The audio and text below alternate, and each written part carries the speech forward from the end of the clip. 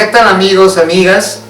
Bienvenidos nuevamente al curso de enseñanza del idioma Aymara, Aymar al Yatekaphañan. Aprendamos el idioma Aymar.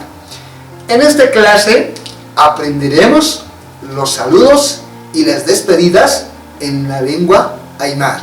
Kamisa Kuyaka quiere decir ¿cómo estás, hermana? Y la señora va a responder Waliki Hilata, bien, hermano.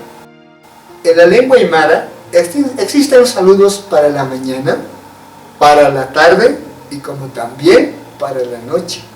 Y se saluda de la siguiente manera. Para la mañana, Aski Urukipa quiere decir buenos días. Para la tarde, Aski Haipokipa quiere decir buenas tardes. Y finalmente para la noche se saluda Aski Arumakipa, quiere decir buenas noches. Pero también podemos preguntarnos, ¿no? ¿Cómo estás? ¿Cómo está él? ¿No es cierto?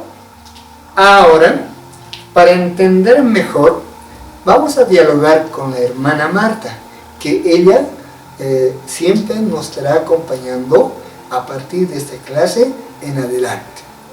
Kuyaka Marta, Aski Arumakipanaya. Aski Arumakipanay Hilata. Kuyaka, Huma Kunihamaktasa.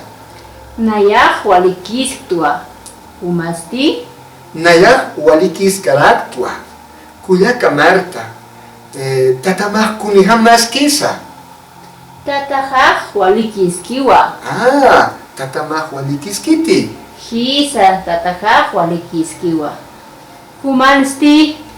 Nayan Tatahah Walikis Karakiwa. Kuyaka Marta, Masimah Kunihamaskisa. Masihah Walikiskiwa. Masimah Walikiskiti. Hisa Masihah Walikiskiwa. Muy bien.